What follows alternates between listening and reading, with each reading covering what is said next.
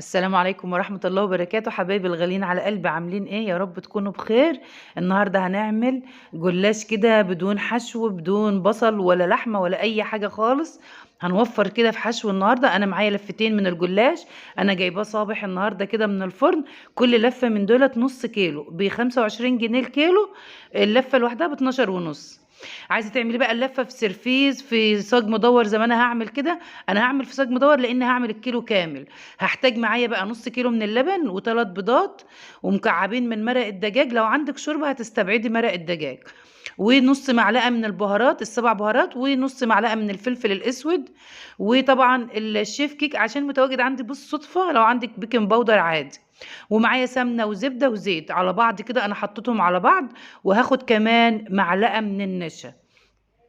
هعمل ايه؟ انا هحط الاول السمنه بتاعتي كده تفك بس. انا مش عايزاها سخنه، انا عايزاها بس تكون سايحه، مش اكتر. اللي فاكك ده كان معلقتين زيت انا حطيته. هجيب المكونات بتاعتي، هنزل باللبن كده في الخلاط، لو حابه تعمليه بالمضرب بالمعلقه براحتك.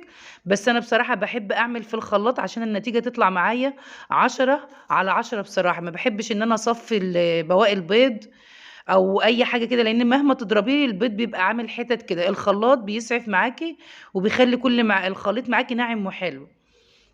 وهحط بقى ايه البهارات بتاعتي وكل كده في الخلاط. ومعلقه من النشا واحده بس، معلقه واحده، ولو حابه تستبعديها برضه براحتك انت. هحط بقى الشيف كيك. بصراحة هو كان متواجد عندي، لو مش متواجد هاتي بيكنج باودر.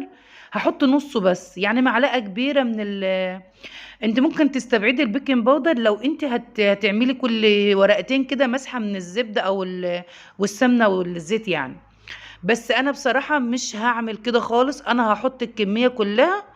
يعني خطوة حاجة كده سهلة سريعة زي ما بيقولوا. هتعمليه في 5 دقايق، يمكن أنا الفيديو واخد 8 دقايق بس عشان بصور. بفصل شوية على معدل، لكن انت هتعمليه في ثواني، مش هياخد منك أي وقت خالص. هتفك اللفة كده وهتقومي نازلة بيها على طول في الصينية. بس أنا ايه، همسح الأول الصينية بتاعتي مسحة من الزبدة أو السمنة، بلاش زيت. انا جبت قطعه كده من السمنه، وهمسح بيها الصينيه بتاعتي كده زي ما انتم شايفين. وهنزل على طول بكميه الجلاش. طبعا الصينيه لما بتبقى مدوره بيبقى فيه فروقات كده، هتشيلي بقى ايه عشان تغطي الفروقات ديت وتعملي يمين وشمال. وطبعا ما بتفرقش معاكي لو انت تانتيها ولا حاجه، ما بيجراش اي حاجه خالص. في الاخر خالص بنسويها باخر ورقتين ثلاثه كده، ونطبقهم لجوه، وبنعدل معانا الشكل النهائي. طبعا زي ما قلنا، لو حابه ان انت تعملي بالفرشه المسحات كده من السمنه او الزبده او الزيت براحتك، زي ما انت بتحبي ومتعوده. بس الطريقه ديت يعني سريعه جدا وسهله جدا، والمبتدئين يعملوها في اقل وقت. انا عايز والله العظيم، انا ما بتاخد معايا وقت خالص، بس عشان التصوير يعني احيانا باخد وقت عشان التصوير، لكن من غير التصوير ما بياخدش اي وقت خالص.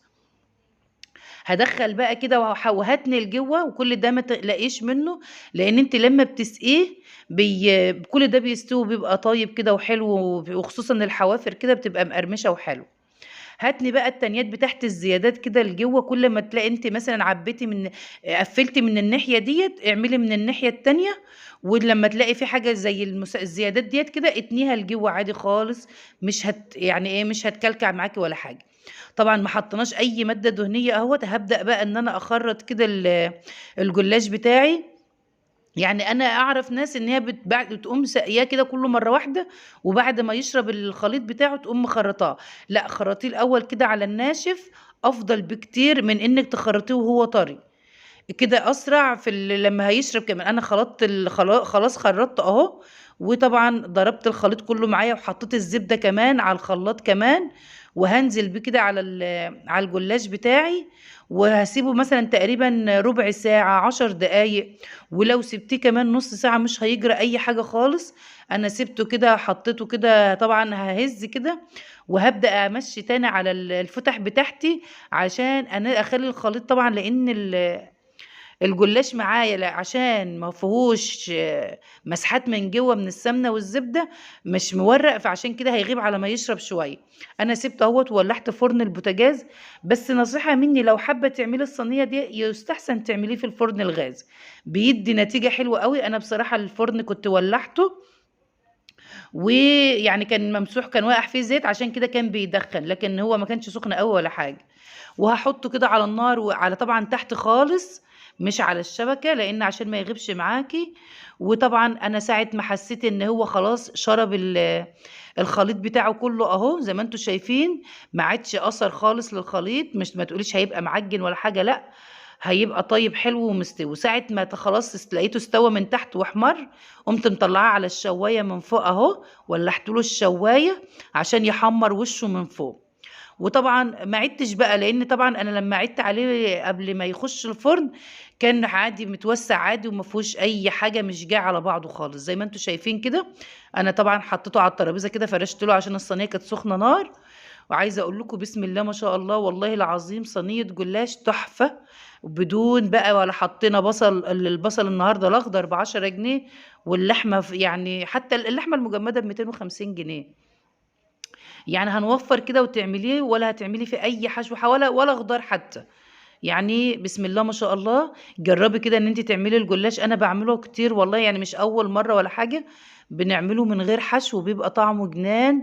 ويمكن تسيبي اللحمه كمان اللي انت طبعا بنعمل معاه بقى فراخ بط جنبه يعني، بيبقى تحفه. وجربي كده.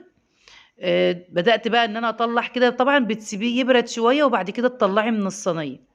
اولادي بقى كانوا حواليا كده عمالين، انا والله العظيم كنت بطلع كده وهم بياكلوا حواليا يقولوا لي ده جميل، ده طعمه حلو. بألف هنا طبعا وشفا للي ياكل. ده كان الفيديو بتاعي النهارده، فيديو كده خفيف وسهل وسريع. وما تبصيش كمان ان الفيديو مدته مثلا 8 دقايق، لا، زي ما قلنا ده تصوير، لازم اخد مثلا 3 4 دقايق زياده كده غصب عني عشان التصوير يعني. لكن انت لما تعمليه مش هياخد معاكي وقت خالص، سهل وسريع. وطبعا برضو زي ما قلنا كده مش هيكلفك اي حاجه خالص. وزي ما قلت لكم كده الاولاد كانوا واقفين حواليا وبيحبوا طبعا. حرف الصينيه كده بيبقى ناشف شويه، هم بيحبوه. انا عندي اولادي بصراحه بيحبوا الجلاش سواء كان حلو او حادق، بيعشقوا حاجه اسمها جلاش. لما اكلنا والله اكلناه هو وما كلناش لحمه ولا حاجه، لانه كان طعمه بصراحه جميل جدا. يلا بألف هنا وشفا للي كان زي ما قلت. ده كان فيديو النهارده، يا رب تكونوا كده استفدتوا منه واتبسطتم واتسليتم وطلعتوا منه ولو بمعلومه صغيره. والسلام عليكم ورحمة الله وبركاته.